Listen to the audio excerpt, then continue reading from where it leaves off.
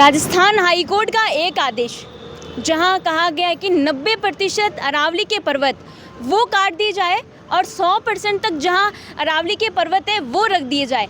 लेकिन अगर बात करें तो 100% पहाड़ियाँ तो सिर्फ 10% ही है और बाकी सारी अरावली की पहाड़ियाँ कहाँ जाएगी? वो पहाड़ियाँ होगी खनन में। और उसी को लेकर अब राजस्थान में एक ज्वलंत मुद्दा बन गया है, अरावली को बचाओ। अरावली नहीं रहेगी तो हमारा भविष्य कहाँ रहेगा?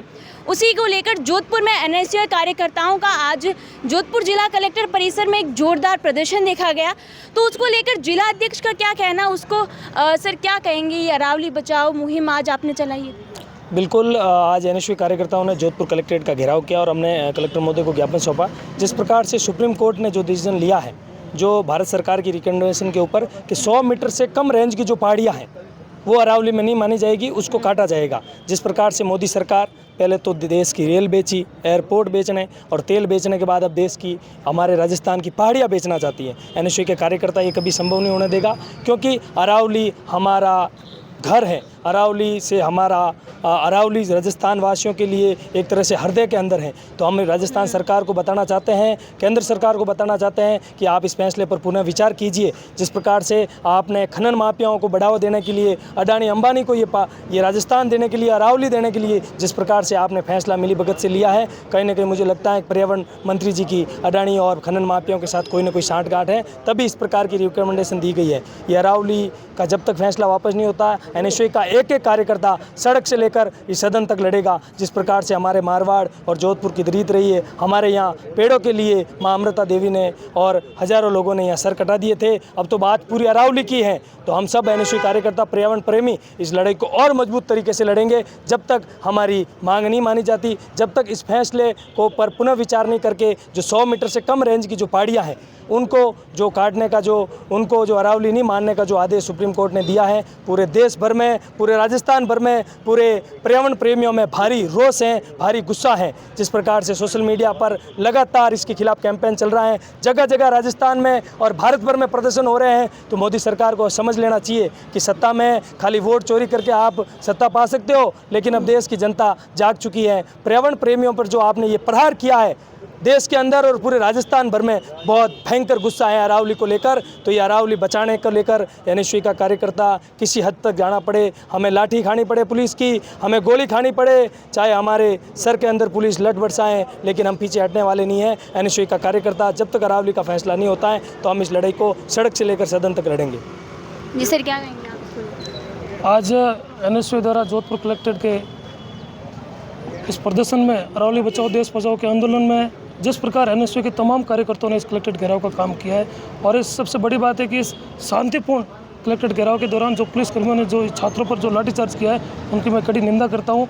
आज इस आंदोलन हमें क्यों शुरुआत करनी पड़ी?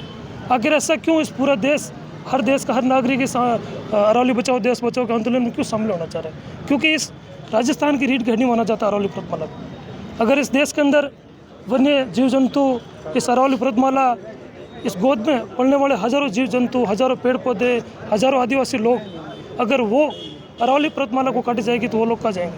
उनकी जीवनी कहाँ जाएंगी? उनके जो रोजी रोटी वो कहाँ जाएगी? इन्हीं के उपलक्ष्य में आज एनएसयूआई द्वारा जोधपुर में कलेक्ट्रेट घेराव करके जो प्रदर्शन दिया कलेक्टर महोदय को, उसके उपरांत आने वाले 26 तारीख को एनएसयूआई का प्रदेश उपाध्यक्ष विनोद जाखड़ जी के नेतृत्व में जयपुर के अंदर बहुत बड़ा प्रदर्शन किया जाएगा। उन्हीं के उपरांत एनएसयूआई का हर एक कार्यकर्ता, हर एक कांग्रेस का वो कार्यकर्ता, यूथ कांग्रेस कार्यकर्ता तमाम तरीके से इस अरावली बचाओ देश बचाओ आंदोलन को और मजबूत करेगा।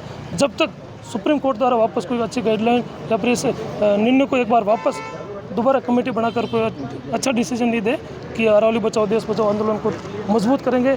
और इस आंदोलन में हमेशा जोधपुर के, इस राजस्थान के वीर पुरुष हमेशा मजबूती से, पेड़ बचाओ के आंदोलन में भी हमेशा मजबूती से खड़े रहे थे। और ये तो अरावली पर्वतमाला की बात है, और भी इस आंदोलन को हम बहुत तेज़ करेंगे और उग्र करेंगे।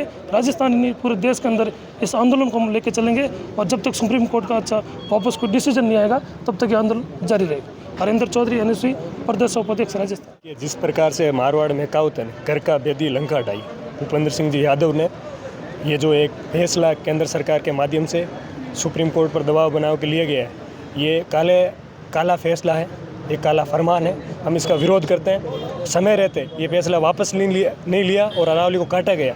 तो पहले तो हमारे पूर्वजों ने एक पेड़ के लिए सर कटाए थे, अब हम उसी श्रृंखला में हम जान देने के लिए तैयार हैं, लेकिन अरावली को नहीं कटेंगे। आपके एनएसयू कार्यकर्ता सदैव अरावली के लिए तैयार हैं? बिल्कुल, हर टाइम 24 घंटे तैयार है, छात्रों की मदद के लिए रहते ही हैं, लेकिन अब बात प्रकृति की है तो हम पीछे नहीं हटे। ये वो युवा थे जो अपनी अरावली यानी राजस्थान की रीढ़ की हड्डी को बचाने के लिए आज जोधपुर जिला कलेक्टर परिसर का घेराव किया। वही नहीं, अगर जब तक अरावली नहीं बचेगी तब तक ये मुद्दा जो है प्रदेश भर में ज्वलंत रहेगा। तो देखिए इसमें आप क्या कहेंगे, आपका अरावली बचाओ मुहिम में कितना योगदान रहेगा वो मैं ज़रूर बताइए, और ऐसे तमाम प्रकार की अपडेट्स के लिए द खटक के साथ जुड़े रहिए।